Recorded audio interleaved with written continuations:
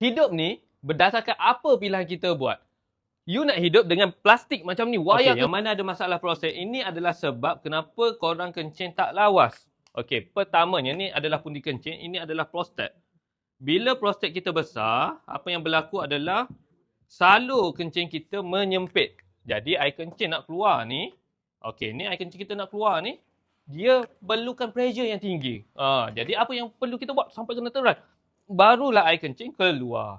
Okey, ini adalah punca dia, saiz prostat membesar. Okey, bila prostat kita membesar, itu yang menyebabkan kita kencing tak lawas dan kita sukar untuk kencing. Tapi kenapa prostat kita membesar? Prostat membesar disebabkan kita adanya testosteron. Testosteron ini akan ditukar kepada dihydrotestosteron. Jadi dia untuk tukar ni, dia memerlukan satu enzim.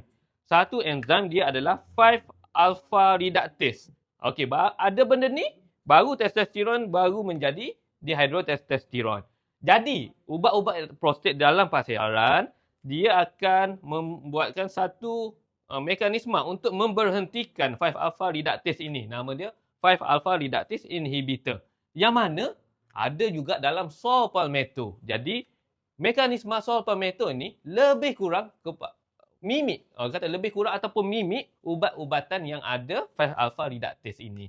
Contoh seperti alfuzosin, tamsulosin, silodosin. Jadi dalam saw palmetto ada juga kandungan